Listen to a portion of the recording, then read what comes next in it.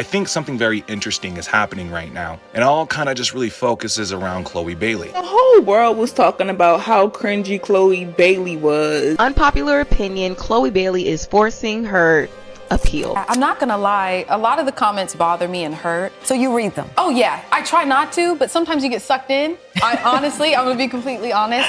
But I'd be doing a disservice to myself by changing who I am, because then I'm not being who I am. For every woman out there, don't change who you are to make society feel comfortable. And I think it's so important and so special when a Black woman can be strong and stand in her power in every single way. There's a specific kind of pressure that comes with being chosen. When the world handpicks you, crowns you as the next big thing, and labels you the future of music, there's almost no way to live up to the hype. The minute you do something normal, it feels like failure. And that's exactly what happened to Chloe Bailey. At one point, the internet couldn't get enough of her. She was stunning, talented, well-spoken, and most importantly, she was Beyonce approved. That alone catapulted her into the kind of spotlight most new artists would kill for. But here's the thing, the louder the hype train gets, the faster it crashes when expectations aren't met. And for Chloe, those expectations were sky high.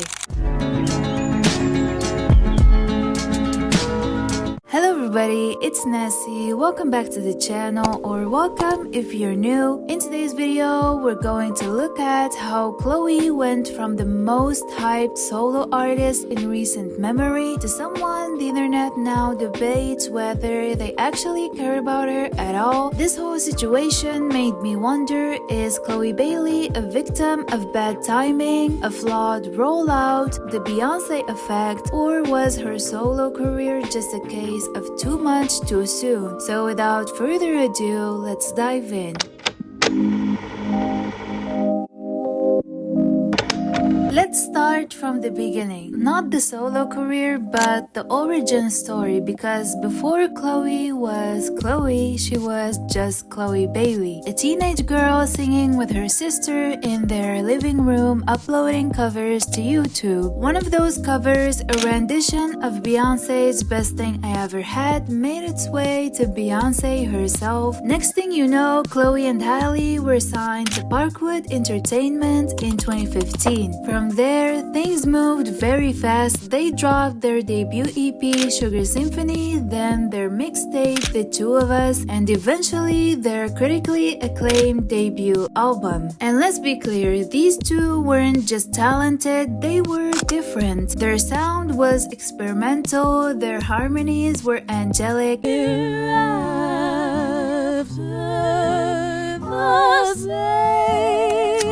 They made being weird cool again. By the time Ungodly Hour dropped in 2020, Chloe and Halle were no longer the girls Beyonce signed, they were the girls setting the bar. The visuals were sharp, the vocals were effortless, and the album, it was the definition of a no-skip project. Critics loved it, fans loved it, even the Grammys loved it. The album got 3 nominations, but somewhere in the middle of all that momentum, something shifted. Hey guys, I miss you all. Suddenly, Chloe was on Instagram Live by herself, Halle was off filming The Little Mermaid, and Chloe started uploading solo performances. Just her, a mic, and a lot of confidence. She posted a sultry cover of Nina Simone's Feeling Good. Loving you is easy. And let's just say the internet did not feel good about it. People had opinions. Half the internet was like, yes queen, do your thing. The other half, why is she doing all of this? She's trying too hard, she's doing too much. But here's what's wild, those same people had spent years calling her underrated. The minute she got in front of the camera alone, people could not handle it. But still, the attention worked. Chloe went viral multiple times. Every post got dissected, debated, shared, and memed. Suddenly, she had more followers than the duo's official page. She started trending on Twitter weekly, and people started calling her the next Beyonce. Now, that's when the hype really kicked in. Every move she made was positioned as she's about to dominate the industry. She's the future of R&B. She's Beyonce's protégé. It's in her DNA. The expectations were sky high, but here's the thing, they were based more on potential than actual solo music. She hadn't even released a song yet. She was trending off aesthetics, of performances, and of her name. And that's where the danger starts, because when people decide you're a superstar before you've even dropped a single, you don't get to build hype anymore, you just have to live up to it.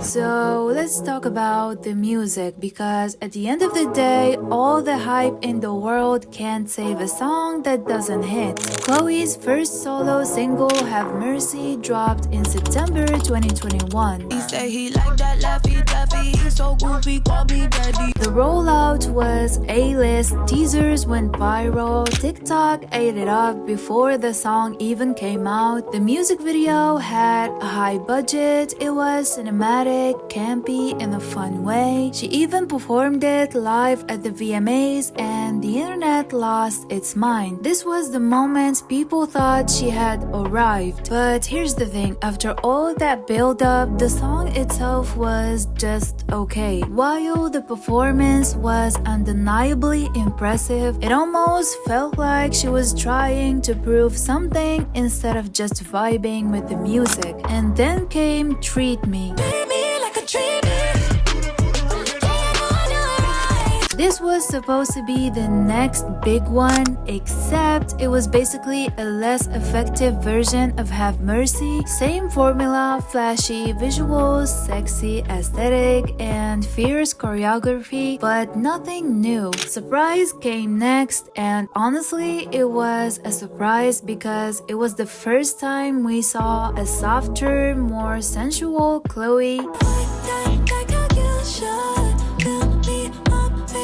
But even then, people didn't quite connect with it. Why? Because by that point, the rollout had already became confusing. What kind of artist was Chloe trying to be? It didn't help that a lot of these singles didn't even make it onto the debut album, which meant people were hyped up for music that wasn't even part of the project. It's like showing someone a movie trailer and then releasing a completely different film. And the worst part, every time a new single underperformed, the internet didn't say maybe this just wasn't the one. They said Chloe is failing. That's the price of overhype. You don't give room to experiment, you either win or you're a flop. The truth is, Chloe's rollout wasn't bad because of lack of effort. If anything, she over-delivered on visuals, on dance, on energy, but what she didn't deliver was a clear identity. It's actually really normal for an artist to go through this phase. It's just that Chloe was doing it under a microscope. Every step was being judged like she was already an icon, when in reality she was still just starting out. So basically, the debut didn't deliver, not because it was bad, but because it didn't live up to the character that had already been created for her. And once the internet decides who you should be, they don't take it well when you show up as someone else.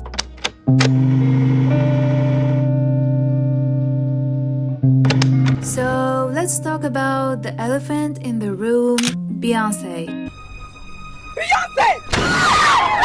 Now imagine this, you're a young black woman in music, you have trained your whole life, you write, you produce, you can sing circles around most people in the industry, and you finally get your big break under the wing of the Beyonce. At first, it sounds like a dream come true, and in a lot of ways, it was. Chloe and Halle got signed to Beyonce's label, Parkwood Entertainment. She mentored them, praised their work, even let them open for her, gave them visibility on her platforms, and the world paid attention. But that cosign came with a catch, because the minute Chloe went solo, people stopped seeing her as Chloe Bailey and started seeing her as Beyonce 2.0, which sounds flattering, I know, until you realize it's basically a setup. Because Beyonce isn't just a performer, she's the performer. People expect perfection from her every single time, and by association, they expected the same from Chloe, even though she was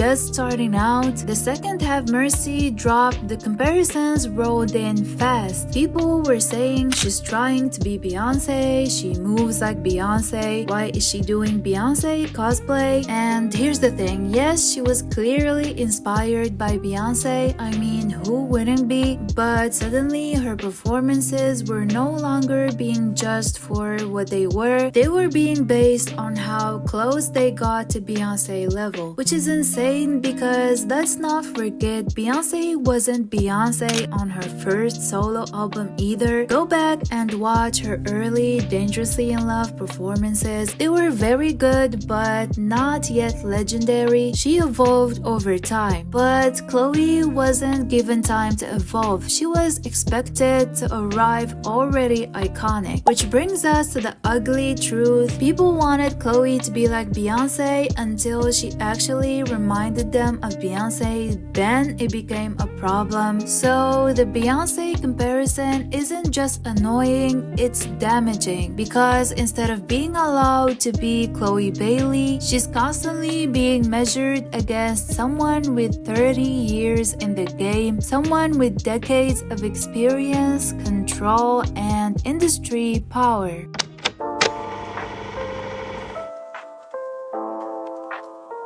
Now, let's talk about something that had way more impact on Chloe's career than people want to admit.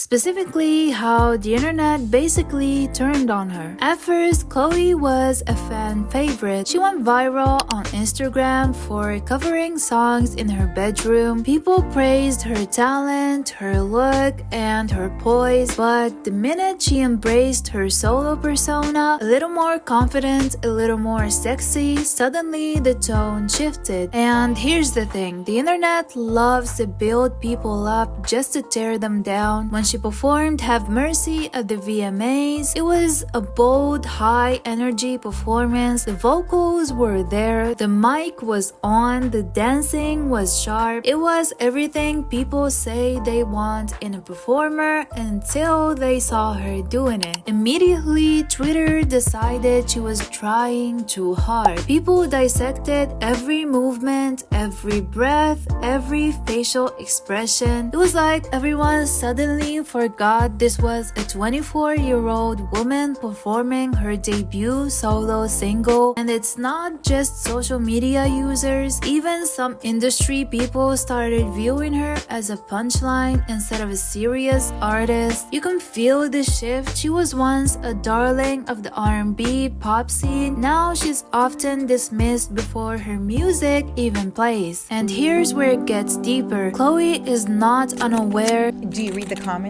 Yes, and that's my problem. I'm not gonna lie, a lot of the comments bother me and hurt. So you read them? Oh yeah. She's seen the backlash. She's talked more than once about how painful it is to be misunderstood, to give so much of yourself and have people tear it apart. Well, it really means a lot to me when I can finally get to a place where I share who I really am.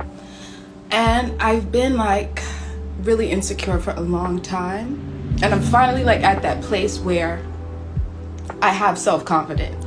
And I'm really happy that I get to share that with you all. And I think it's so important and so special when a Black woman can be strong and stand in her power in every single way. This is where the hypocrisy comes in. People constantly complain that today's artists are manufactured, that everything is too polished. They want vulnerability, rawness, and realness. But the moment Chloe gives them that, whether it's a stripped back performance, a song about heartbreak, or just crying on Instagram Live, she faces backlash. So what do we actually want? Because from where I'm sitting, it looks like the moment Chloe stopped being the perfect image of what we thought she would be, we decided she wasn't worth rooting for anymore. Now, to be fair, not everyone has turned on her. She still has a dedicated fan base, she still gets love, but when the hate is louder than the support, it doesn't really matter how talented you are. What really matters is perception. And right now, the perception is that Chloe Bailey's solo career isn't working. Not because she isn't talented, but because the moment she steps into her own spotlight, the internet decided she wasn't allowed to shine.